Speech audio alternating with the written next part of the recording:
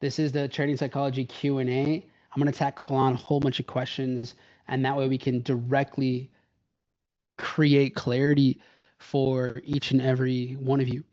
My recommendation for these is to come prepared.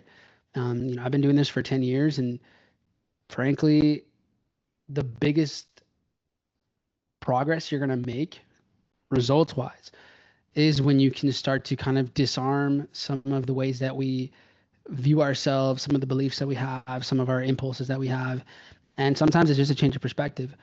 It's letting go of certain thoughts and actions, and that will make a massive difference. So let me answer the first question that I got here, which was, why is it hard to believe something works, even if we have the evidence to prove it? Or we have evidence, but still don't/can't take the actions that align with doing the thing. So, great question. This is what we call part of the knowing doing gap. And when you have, so let's say, for example, you have back tested a specific aspect of your trading system. So let's say your entry, and you've back tested it, you've done it in real time, but you drift. You go and you start to get into the market again, and you do other things, like you just don't follow that exact thing. And so to specifically answer this question, why is it hard to believe it? This is, I would say, kind of intermingled with other belief systems. So it might not be that you don't believe in the system. It might not be that you don't believe in that. It might be that you don't believe in yourself.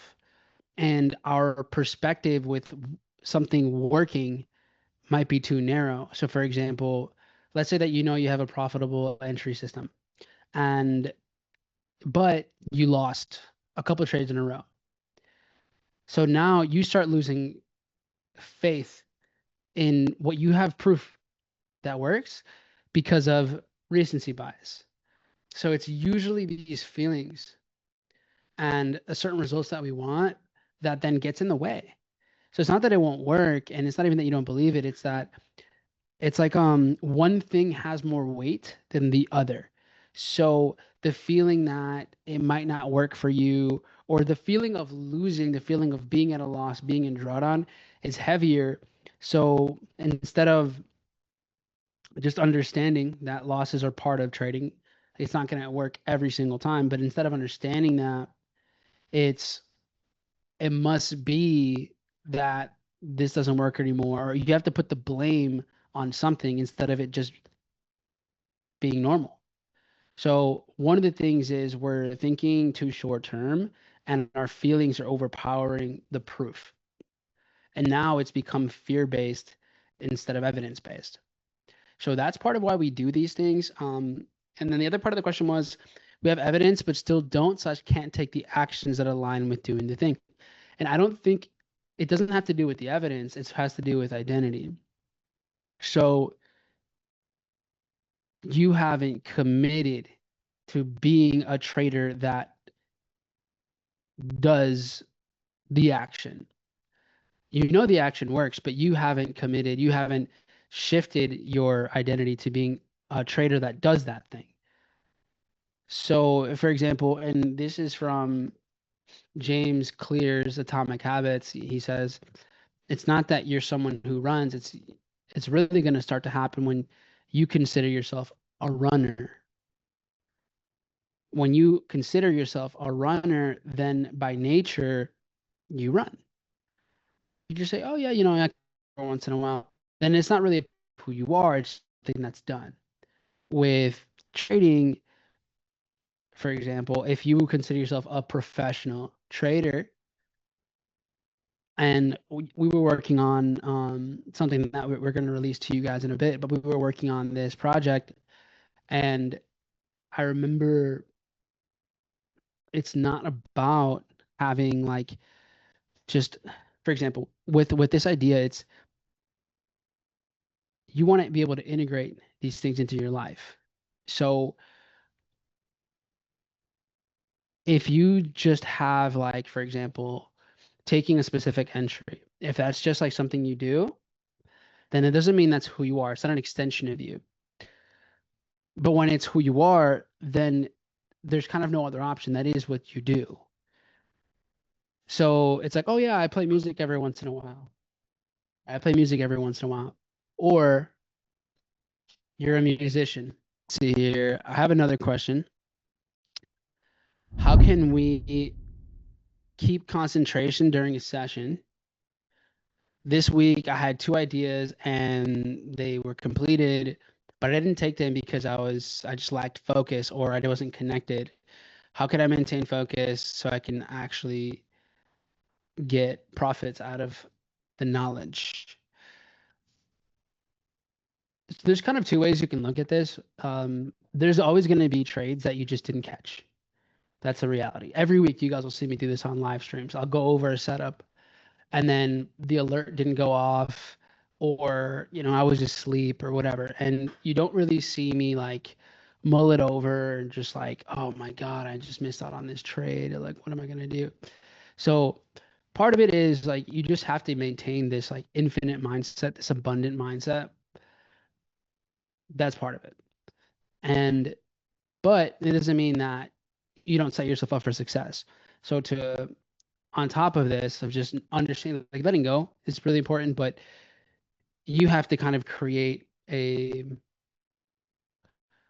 either it's not in your trading hours, so you kind of can't blame it. If you're doing other things and you have to do those other things, then it is what it is. Like it just didn't play out for you in that time.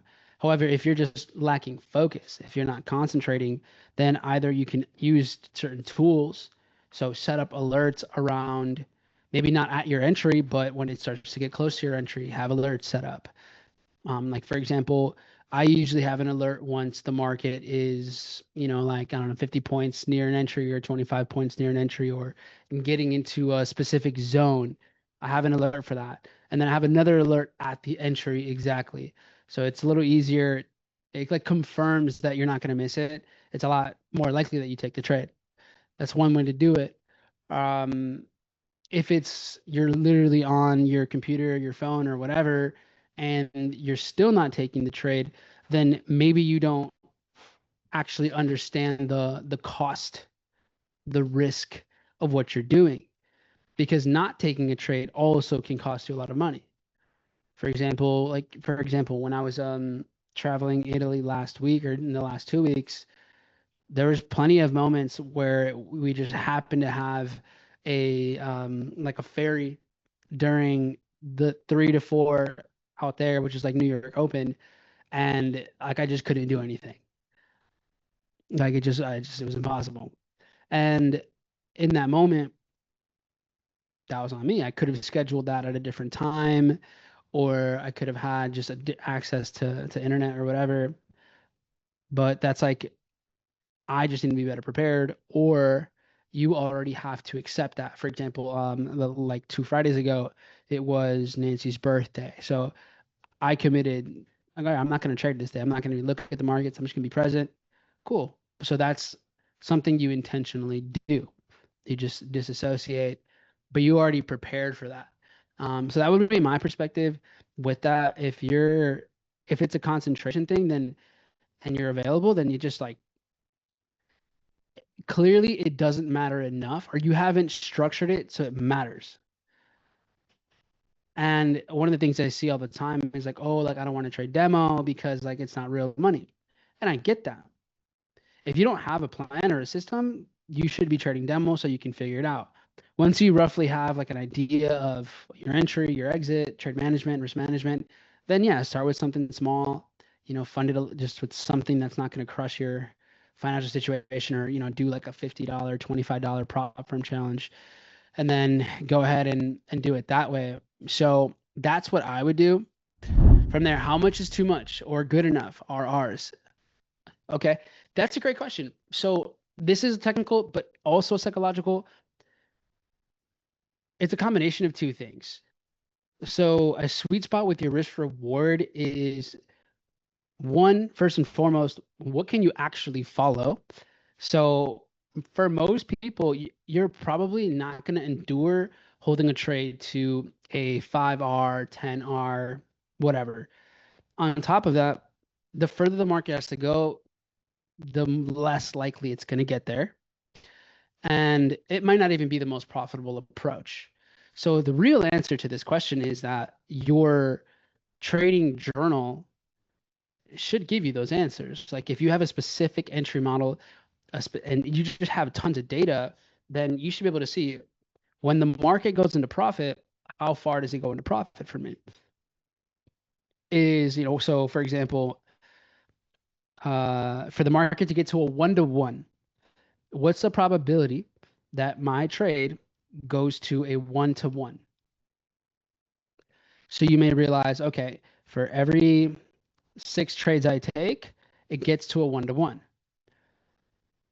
The other 3 just don't even react and they hit loss. And then one of them, maybe they go into profit and you would have just ended up break even. Okay, cool. Well, that's 10 trades. You want more. You want maybe like 50 trade sample size is ideal.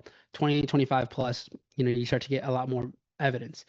So first you want to do that. And you go, okay, cool. How often is a trade of mine going to hit a 1.5? Going to hit a 2R? Going to hit a 3R? So the data will tell you what's profitable for you and what's not. Once you have that data, then you need to determine psychologically, what am I prepared for? What am I likely to follow? What kind of discipline do I actually have? And over time, you may notice if I held my trades to a 3R, a 4R, I would be more profitable. But you might not have the tolerance for something like that, or you might not have the proper trading account to hold a trade for maybe more than a trading session or two. So it kind of depends. There is no right or wrong way. It's just based on your data. It's based on your entry system. It's based on how you manage your trade. It's based on your exits.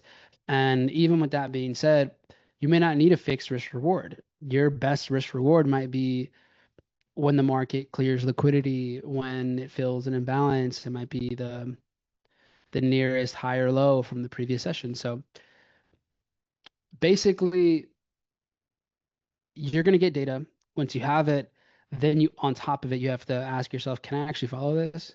Is it simple enough for me to follow? And then you grow into it. Setting alerts is key. I've missed winning trades. I've marked up because I was paying attention to a different pair. It happens. Okay. How do you handle days when your plan was right, but you didn't execute properly? Okay. Amazing question. When you realize, like, man, I really had it and I just didn't, I got in too early, I got in too late, I didn't get in, I moved my stop when I wasn't supposed to. So you want to focus because you want to close that loop. When you realize that, when you realize, like, man, I didn't do what I'm supposed to do. So you want to reverse engineer, you want to decode your behaviors. So, okay, why did I act different today? What happened before I traded today or maybe yesterday that is triggering these new behaviors? And it's not even sometimes what happened. It's how am I perceiving myself or my trading results or just my life? So for example, maybe the day before the market, you got stopped out by a point or two or a couple of pips, and then all of a sudden today you're coming at the market with this desire to make it back. Or let's say you've missed out on a few entries, and this time you're like, you know what, I've the last 2 days, the market hasn't triggered me in by a couple points, so this time you ended up getting in too early because you didn't want to miss out like the last couple of days. So there can be infinite reasons on why this happens, but you want to just dive into it. So in terms of handling it on like an emotional response, I think you give yourself first, like if you already realize, okay, I didn't act in accordance to my system, that's a win. Okay, awareness, check. I'm now aware that I did something wrong. Okay, cool. Then from there, you basically, I mean, at that point, you kind of have to forgive yourself. You don't keep doing it, but you go, okay, well, can't do that again. Can't change it anymore. So it is letting go of the outcome, even if it was nothing. But you got to let go of it. Okay, cool. I can't bring this to the next trade. I have to let go of that. I didn't do it right, but I can't let that now invade the next one. Because if you let it invade the next one, you're going to have issues. So I would definitely focus on that, on letting go of it, because otherwise it's just gonna it's gonna become a virus. And then be honest with yourself. Like I would that's the one that you want to journal for sure. Dive into the journal. What beliefs around money did you have to unlearn to manage fear? Can you get a bit more specific? Fear of of what exactly? So, but I'll answer what I think I understand from this question, and then you can go ahead and kind of give me a different perspective. But okay, so in relation to like day-to-day trading, I had to change how I thought trading worked. So and this I think people take way too long to kind of change their expectations and their perspective. In the beginning, when I, came across trading and you start to see it online, and this is like 2015, 2016, I thought it was like you clock into work, like you should be making money every day type of situation, right? Like you go, you show up, and every day you should get some sort of money. But that's not how trading functions. Can you have a week like that? Yeah, if you're really good, you could even have a month where every day you make money. That's totally possible. It probably requires trading multiple times a day, and I would say you're really, really, really, really good, or you're over trading just so that you have a green day every day that month. Um, so changing my expectations on like what I get from the market is a huge one. So that's like surface level with money perspective. Let me see if you had more to this. Okay. So, and then one thing that is huge is like losing money. When you get into trading, most people don't understand like and truly surrender to you have to lose to stay in the game. Like you have to lose a specific amount to stay in the game, and that losing money doesn't mean that you're bad. It's not a bad thing. It's part of trading. So that philosophy around money, like money is the tool. Money is it's the admission ticket. It's the only way you can get in is you got to pay to play. So truly accepting that made a difference. And then a combination of money and ego was, well, like, I would see traders that had already been in for a few months. They had been in the game and they were risking $100 a trade. And I had like $200 in my trading account. So I couldn't do that. I did it anyways, but I shouldn't have been. And it didn't ever really work well. So I had to kind of have that battle between ego and money, and you need to let go of it. And at the end of the day, nobody at that time was even doing anything responsibly. It was just gambling, at that point. But those are big ones, and just the day to day of beliefs around money to manage fear, like so it doesn't paralyze you. And I'll add this last component just to because this money one, man, we can dive into this one for probably hours and hours on end, especially when we get into different specifics around money and different elements of trading and portfolio, whether it's your entire account or how much you risk per trade. But I remember feeling really paralyzed to trade because I had money in my trading account that I couldn't afford to lose. I would have my rent money in my trading account and I would try to trade that money so that I could, like just like I knew I needed, a certain amount at the end of the month. And so I would basically have it in there to trade it. And I didn't trust myself at all. I didn't really know what I was doing. I didn't have a system. I didn't know that you needed to have a system. I didn't know what that was.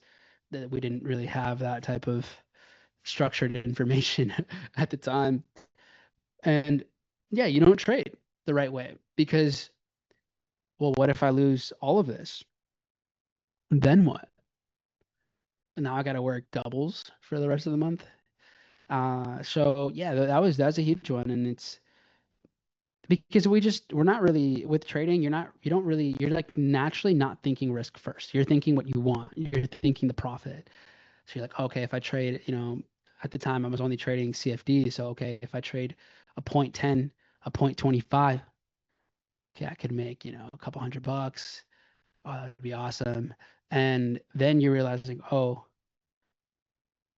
well, that's kind of like if it goes the other way, I'm gonna lose like half of my account. So I didn't really think risk first, and then all of a sudden, not until you're in and you're in drawdown, now it's so real. So that was kind of the big thing at the time, and I didn't really have a grasp of what like big money was. So the last fear was not whether I was going to make it, but how long is it going to take to the classic hit six figures? Because I just wasn't around anyone that's ever done it or people in general that were like successful by any stretch of imagination.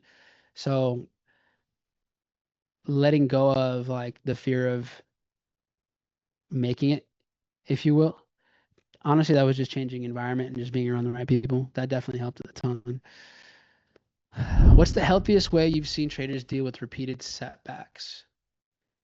These are good questions, Luis. You went off. You popped off here. What's the healthiest way you've seen traders deal with repeated setbacks? I'll speak from personal experience and then from students that are now doing significantly better, some part-time trading now and some full-time. It's the focus on what's in your control and what's not in your control. So for example, I had this student that had been trading, like her main income had been trading for probably, I think about 2 years. And then suddenly there were massive, unexpected expenses that she had to take care of. Like it was just like it's her family. She was the only one that was in position to do it. So she decided to, you know, withdraw a significant portion of her trading account in order to cover those expenses. So suddenly she couldn't trade full time anymore. Like it wasn't possible. Like not with the amount that she had left in that account, she couldn't do it. And there was two things that she did really well. And I would say like she was 90% of the way of it on her own. She just kind of asked me a couple questions, but she was already in the right direction. But one was she didn't have the pride. She didn't force it. So she was like, all right, I'm going to go and get another, W-2. I'm going to get another job. I'm going to go back to the workforce. And this doesn't have to be forever. And yes, I think it should definitely took a hit on the EVO because there's something about, oh yeah, like I trade and I'm doing this. Like it's not even that you're better than anybody, but it's just like, man, I just worked on all of these things and I got into the position to have, the freedom and like you earn it. Like it's such an earning experience. And so the healthy way was just understanding, okay, this was out of my control. It wasn't like I became a terrible trader or I was impulsive and undisciplined and I lost everything. We focused on, okay, this was just life. And now I have to just deal with the hand that was dealt to me. So I think she did it. That was a really healthy approach, was getting a stable income, not putting at stake what she had left, and then disconnecting the fact that the trading results weren't going to be the same. And it wasn't her fault. It was just like, all right, it's life. So then the big thing there is focusing on what's in my power, what's in my control, and then not just blaming, because taking responsibility and blame are different. So really focusing, okay, what can I take responsibility over instead of like, how can I blame this or that or them or myself? So that's probably one of the healthiest ways that you can approach with setbacks. If it's repeated setbacks, same thing. It's like, okay, is it me? Is it just things outside of me? And if it's like I'm just shooting myself in the foot, okay, well let's find the trigger. Why are we hitting the trigger? Where does that come from? So at the end of the day, to really answer the question is stop focusing on blame and focus on responsibility. And realize you haven't wasted time. It's not like all this time I put in, I wasted. It wasn't wasted. It was invested. You now have experience. And just because you have made these setbacks or these setbacks are happening doesn't mean that they'll continue to happen. And this is where you do have to consciously tap into a profitable identity. Like you can't just go, oh, well, this is just going to happen again. Because now your behaviors are probably going to be in alignment with it happening again. So you have to disassociate with the past and focus on just creating the future, creating like in that present. So but that is a conscious decision. It's not like it won't just happen. If you find yourself kind of in certain patterns over and over and over again, it is like you almost have to like, hey, okay, we're not that anymore. This is fresh from here moving forward. I can be this version of a trader, but it is very intentional.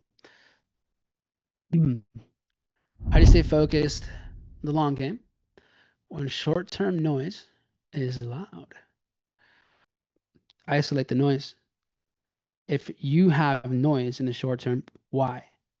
You have power over your environment. You have power over what you're consuming, whether it's, someone's in your ear, like literally, they're for whatever those things are. So think about how much of that can I influence? How can I eliminate noise? Are you creating the noise yourself? That's the biggest thing. And you make it so that in your environment, all you can see, all you can really put your focus on is on the long term. And on top of that, if the short term like is just kind of constantly weighing on you, then ask yourself, why am I giving this importance? Because we give things meaning. So why am I giving this importance in the first place? So if you want to elaborate on some of these questions, then I can answer a bit more specifically for sure. Yeah, but you're crushing it, bro. These are amazing. I always risk something very small because it won't affect my emotions, and that's more important to me than making a lot per trade. 100%. You and this is like something you can push with time, like your risk tolerance. You can keep pushing, not for the sake of making more money, but for the sake of eliminating like scarcity thinking, eliminating limiting beliefs. So, and then if you got different personalities, some people are naturally just like gonna risk a heavier amount of their account. The pros and cons to those things.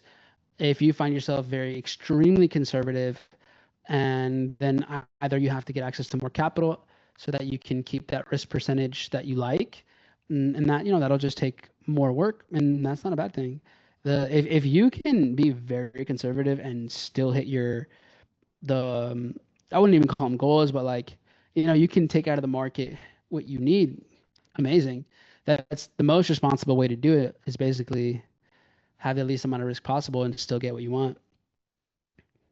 How did you get better calibrating your levels of patience and allowing your ideal market conditions to present themselves? Time, I just, that's it. I mean, that's the only way. It was like one, documentation and seeing the system work and how often I was getting in my own way. So that's one thing that I was tracking was, okay, how often am I getting in the way from a successful trade? And that was time and time again. It was like, okay, my feelings are getting in the way of what could really work. So evaluated experiences is probably the best way to do it. And then realizing the market conditions, like they will present themselves.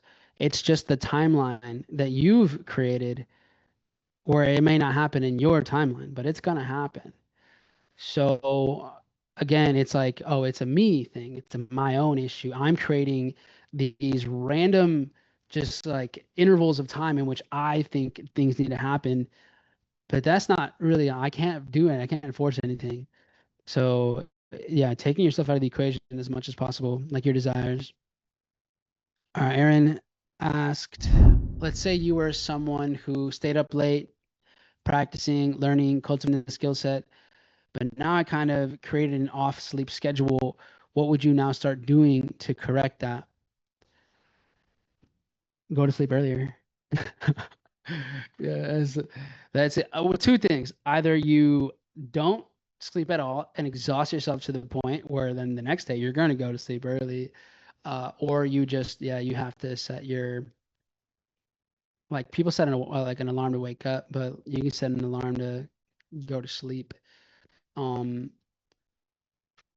I just got lucky right now because I mean a little bit of both. I'll give myself a little bit of credit, but we just flew back from Europe, and so you are kind of living in the future, if you will. And these last few days, I've been waking up at like 4:45 a.m., 5 a.m., but now it's because that would be like waking up at 11 noon in Europe. So now I'm in this like in between, but I like it because now I can get a full workout in, a full cardio, and all of that is before even New York session. And I still have time to prepare, look at stuff, get everything set in stone. So yeah, that's I would say like either you're gonna you have to consciously like put yourself in position to reorganize your schedule, or you exhaust yourself to the point where like you're barely making it to that normal sleep time. What's your exact trading routine and schedule like, Mike? Okay. Basically, I wake up around 6 a.m. So I'm in Central Standard Time. So New York opens at 8:30. So I usually wake up around 6. I go, I lift, and then I'll run like 10K. That's like what I'm at right now, which is like 10 kilometers, which is like 6.22 miles, something like that. So I'll lift, I'll hit whatever I needed to hit. So for example, today I did push day, and then yeah, and then I ran. And then from there, let's say assuming I would have traded this morning, it's Sunday, so obviously didn't trade. But then I just, I hit the shower. From there, I got roughly 30 minutes. So I'll just pull up.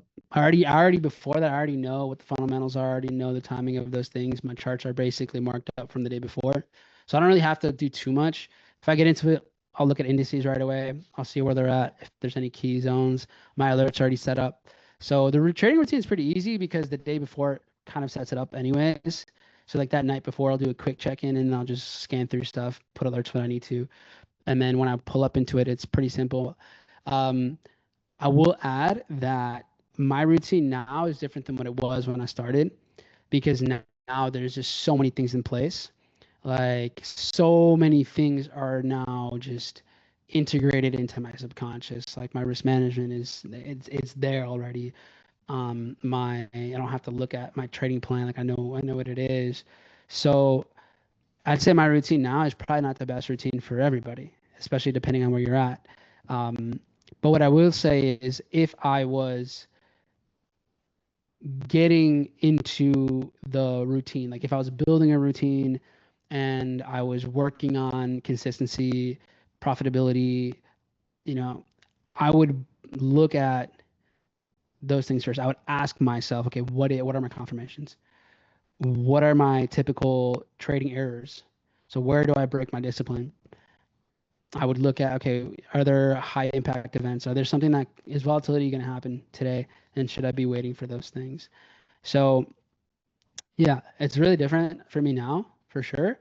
I've earned at this point, the right to just kind of, I can just roll out of bed, look at a chart and it'll be fine. Um, but that's not really, I don't like to do that because I like to do other things beforehand. I like to be in like a higher frequency already. Like my physical state is already active. My brain's already running. I already have fluids in me, the creatine, all that good stuff. Like I'm already ready to roll. My brain's locked and loaded. So that's what I like to do. Some people like a very zen, very chill, like have some tea, they'll read a book, they'll read the Bible, write their affirmations. And this is again different. I stream every morning. So when I stream, I'll go over like, hey guys, remember these things. I'm saying it to myself too. So in a way, I am affirming and I am going over certain reminders. Like I do it for you guys, but it always helps me too. I've never valued my trading more than sleep. I can't trade my best when I'm tired. I can't say the same for myself. I've definitely made mistakes because of that for sure. Um, but yeah, sleep is really important. How do you kind of feel out where you should put your entry with the mitigation setups? Like, what do you look for to determine to place the order? Honestly, if you look at the Smart Money Playbook, you can see it in there. It's a short answer to this question because I do want this to be focused on the psychology of a trader. But on the last point of supply before the liquidity sweep is where I do it.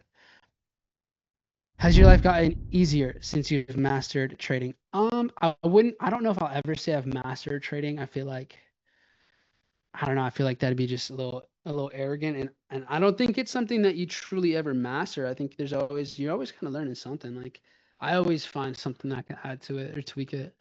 But I'll say like I think everyone's a bad trader and just some of us are less shitty. That's the way I'd put it. Like, to be honest. Like I don't think there's like amazing traders. I think everyone's bad and some have just become less bad at it and that's good enough. Like it's the truth. I feel like that we put too much ego into it. Um, but yeah, I'm good enough, I guess. Um, how has it gotten easier?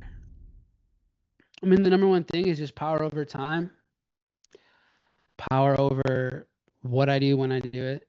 That's like the number one thing. That's why I started trading in the first place. I wanted to have sovereignty.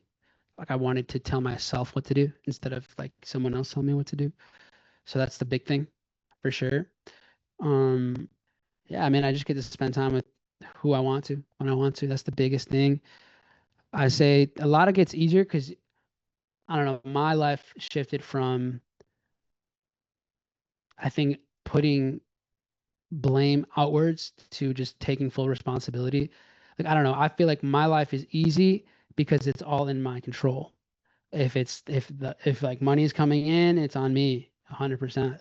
If things are going according to plan, it's on me. If we get to do something, live somewhere, experience things, it's 100% on me.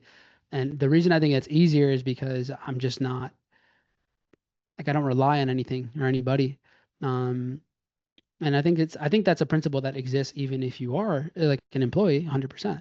It's still your choice. It's still your choice to be there, to be somewhere else, to, get the pay rate that you want, qualified to do more. So I think that's just a shift in general. Um, but life gets easier. Your perception of money changes fully, completely. Like yeah, it's a different skill. Um, I'd say it's easier to be in good shape and be healthier if you choose to invest your time into those things. It's easier to spend time on things that you're passionate about if you want to. I would say you do have to just be really intentional with your scheduling for sure. I'm sure there's a lot of things. A lot of things. I think you know what the best part is like I just get to spend time and this is cool because this is just thinking into the future, but like I'll be able to spend time with nans and like kids later. Like I know like I'll just be there for anything. And that's dope. Like to me, that's the coolest thing. Cause I know my parents didn't have that luxury. They had to go work 2 jobs each for most of like my childhood. But I understood that, which is cool. Like they framed it so it's like, hey, this is the sacrifice we got to make. And growing up, they always were like, you guys like don't have to do it like this. You can learn skills so that you don't have to live the way we're living right now, which is cool. They've definitely set the right tone for that, and I appreciate that. Which is probably why my dad trades too. How do you celebrate your wins? I don't. I don't celebrate wins like that. Like I don't care about winning that way. Yeah, I don't know. Like I don't really do that. Hmm. I don't celebrate wins because I don't want to give like the energy towards hitting profits. Like doing things the right way, I give more like I feel better when at the end of the week it's like, all right, all 8 trades like were disciplined, like 100% disciplined. Like that, I feel really good about. Like I feel like if I know I didn't do something the way I really was supposed to, I actually won't feel that good. Even if the trade played out, I'll be like there's a certain but I've trained myself to think that way. I do think you should celebrate your wins, but the way in which you do it matters. And I think at the end of the day, what's helped me is just kind of keeping a certain neutral state. So like, you pass a funded or you take withdrawals. Like it's just like I don't know, for me, getting money is just to move it to an asset. Like, like I don't know, like I guess my wins are just the life that I experience. So, like right now we went to Europe, had a vacation for 2 weeks. Like that's a win. We grinded, like we launched Tradetopia. So yeah, I guess in a way it's like experiences. I would say, I guess that's true. It's not like a direct, oh, I hate to take profit. Let me, pay myself and get something. It's more like work goes in for 6 weeks, 2 months. Cool. Like let's do something. Um, I say it's just more the standard now in the first place. Like, yeah, I celebrate the standard. What is your approach if you're in massive drawdown on a funded account from which you've withdrawn a couple times? You make a decision. Are you going to be patient with it? Are you going to just, risk? You kind of set a rule. So, like, let's say you're in drawdown. I don't know. Let's say you have like $500 left of drawdown. You got to make the decision. Either you keep doing the risk you were doing, and it's going to work out. You're going to hit a good RR trade or a couple in a row, and you'll make it out, or you're going to lose it. So that's one way. The other way is you reduce your risk significantly. You tell yourself, okay, I want to give myself, I don't know, 5R of drawdown, 10R of drawdown with what I've got, and I'm going to trade my way out of this. And it might take weeks, months, and it's an experience in itself because you will gain conviction over it if you do it and you make it happen. It also gives you data on, okay, what should my risk be? Is my standard risk with these accounts maybe too high? If you've already withdrawn multiple times, a couple times, then your risk is probably still too big, or you made some sort of like error. Like just that's why you're in drawdown. I don't really know your situation, but a lot of times you're probably just risking too much. So from what I see, a lot of people that like get a withdrawal, maybe they're giving themselves less than 10R of drawdown. So they're just they want to just make money. So yeah, if you open up that and give yourself maybe 15, 20 RR of drawdown, you're probably going to be all right. But at the end of the day, if you already withdrew a couple times, you've already made more money on the account than you paid for, then that was a profitable investment for you. So if you paid $100, let's say you paid $250 to do the challenge, activate it, but you already got out of it, let's say a couple $1,000s, maybe 5 figures or something. Cool. It was worth it. It was a good investment. Yeah, you got to go do another challenge. You got to go through the process. But if you're a good trader, like it's not the end of the world.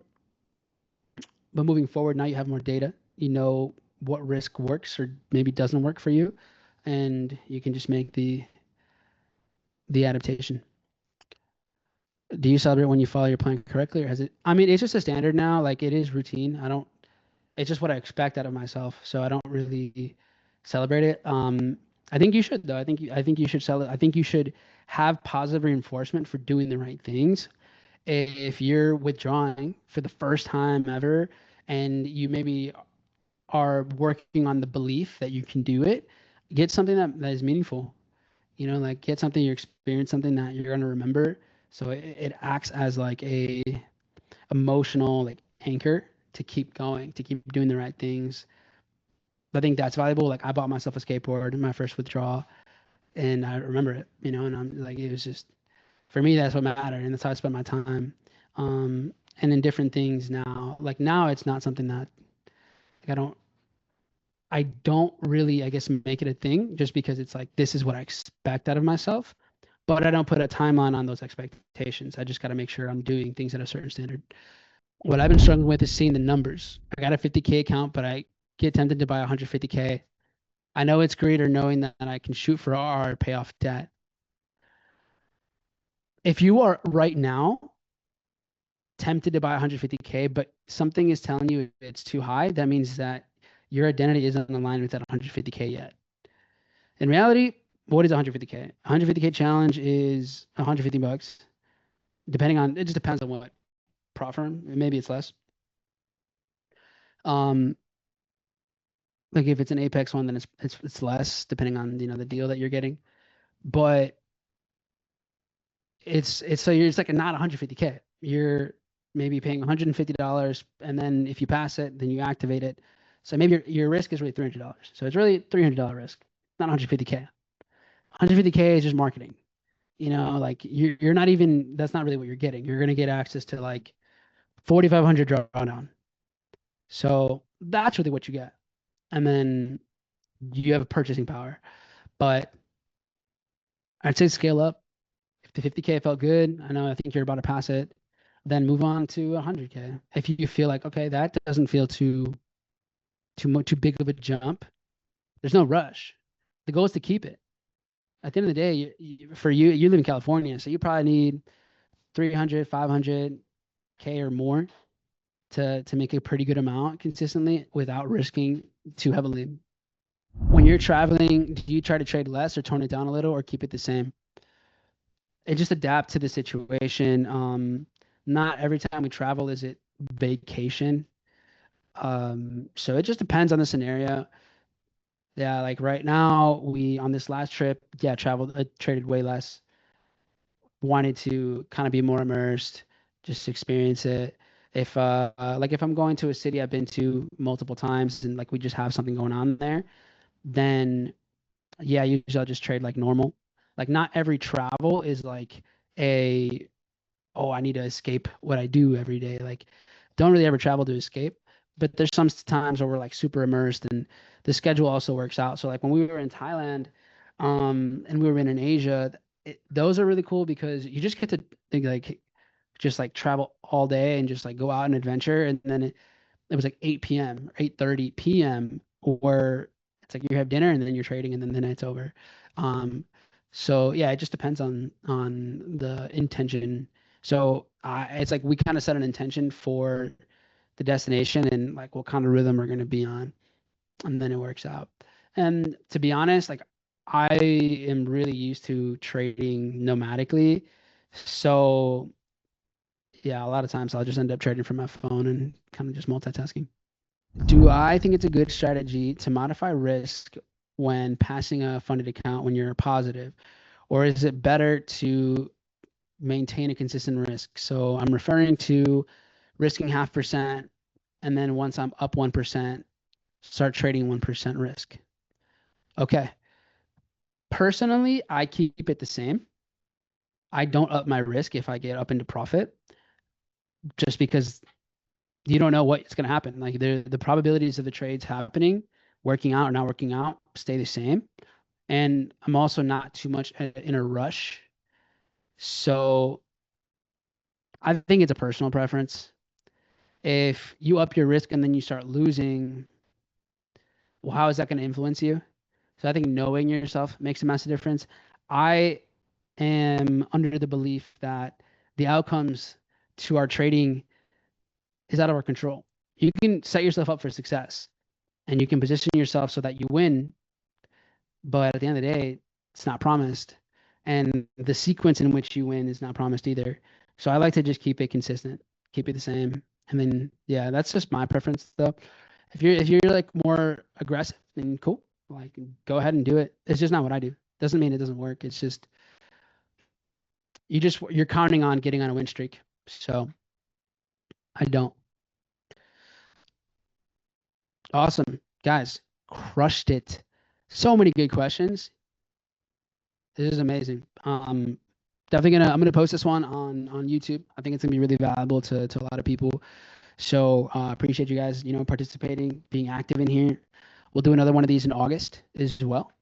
And if this is something that you enjoyed and you would want to do this basically 3 times a week and have a structured learning process, then I would encourage you guys to consider the syndicate. Like we do this, but like 3 times a week, and it's very, very specific and intentional. So yeah, and I mean, some of you, I think a lot of you, the ones that are here right now, are already in there, and y'all know the vibes. So, but yeah, with that being said, guys, thanks for joining. If you are interested in the syndicate, then shoot me a message, just DM me.